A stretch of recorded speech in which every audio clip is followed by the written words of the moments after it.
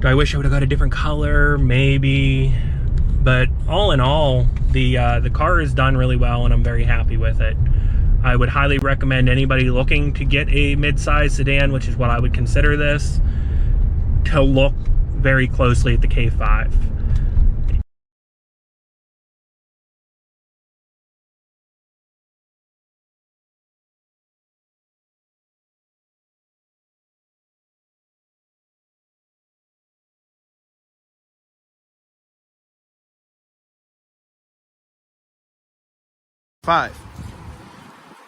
The pros and cons of this car. The pros is it's reliable. It's nice looking. It is pretty quick. Has a great warranty. He came out with was it, and I feel like I got like the best car in the lineup, honestly. The GT line, wolf gray, red interior, like the only car that could really come close. Well, honestly, they all cute. I think it was like 38,000, 39,000. When I went to test drive this car, or the K5, better said, the first one I test drove was the GT. When I went to test drive that GT, it was only $34. Have any complaints about the car? At this point, I don't regret buying the car. I feel that it's been a very good investment, especially with the market currently. Because if you look at this particular car with this mileage, actually not even this.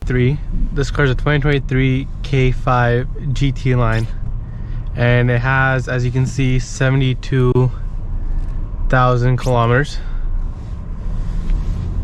And so yeah, style and so much personality, and that's like the main thing I like about this car. It's not too crazy expensive. It's probably around the same price as like a Honda or like a Toyota or something, maybe a little bit more, but I don't know how much these new Hondas and stuff is costing. Everybody's like upgrading, or I mean wherever, for real. But all you got to do is press a little button right here by the gear shift, and boom, it's just so convenient. Like, you feel me? Like, I just love that. That's like one of them. Okay, I ain't want to do too much for the video because y'all know the laws be watching, but this car definitely gets up. GT's on the seat. It does have different modes. Yeah, I can show you right here actually. Normal, sport plus, and custom. Now you got to go through your settings to actually mess around with some of that stuff, right? But other than that, if that car been a red GT, I would have got it. I would have bust my ass, worked extra hours, Ubered, whatever. But let's get back into the K5. So in the beginning, I changed the LEDs, and I'll show you like a little video later. I actually same price, and the new lens was slightly more, around the price of just the base model light. I could have got an LED light, so it only made sense. But we'll go over some of that here in a moment. Just want like forward safety collision, whatever, like radar blocked. Yeah.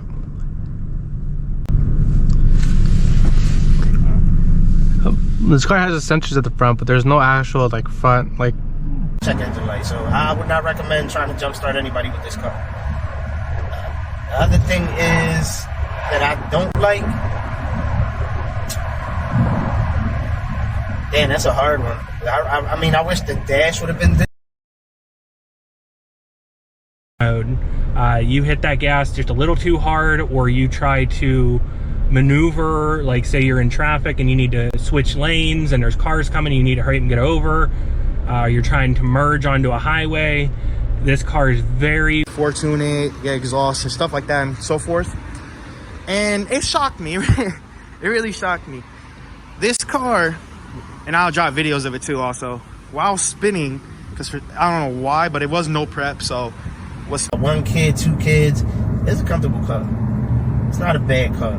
Now the way it drives, I personally like it. I wish the suspension would have been softer, but if I wanted a softer suspension, then I need to go get a Caddy or a Lincoln. You know, like, do your research on the... You know, I've been driving for 16 minutes. My average is 12.3.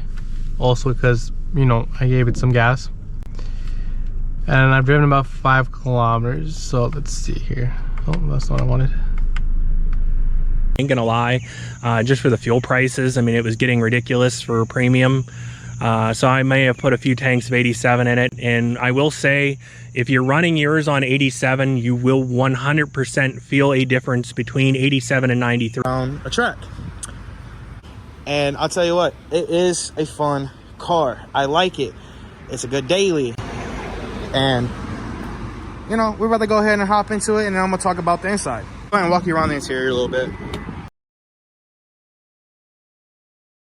But that also leads me to the next thing that I had to do with the car, is I actually had to do the front rotors again and pads, which is very disappointing. I had to do the original ones because they were warped, which is a common. At the time of the state inspection where the horns had failed, they did the recall for the side curtain airbags that could potentially be placed incorrectly. After that issue occurred, not long after, around 15. Like 2 days ago, I think 2 or 3 days ago, I got a check engine light on this car. It was there day before yesterday. It was there yesterday. Today I got in this car, the car's gone. That's happened so many times before where the check engine light comes on. About their radio doing weird stuff with the backup camera, cutting out. In 2 years, I had this cut out one time and go blank on me. There's a little reset button on the front of the radio. I was able to press that, and it came back and didn't have a... Panicking out in the vehicle, but I literally turned it off. So I'm having to go back, turn it on again, and then turn it off. Like, y'all see, I just double click that, turn it on again, turn it off. Like, why? I have transitioned since to using Wix branded filters, so the price does go up a little bit. The next major thing that was of cost to me outside of maintenance was a total of $2,424.16. That is not adding in, I believe I did not factor in a air filter for the engine. I only have one of those listed, and that is for the bellies being at the end of their life at the end of this winter. Was the car actually getting beached because of the height it sits off the ground and the amount of snowfall we had. So it got stuck in the driveway. Other than that, the car handled really well. But to not be annoyed by it, then I just do that. But, you know, I don't think you can go wrong buying this car for the first car, whatever the situation. Or if it's your second car, you just looking for something a little sporty, but not. Which I'll insert a couple clips of those things.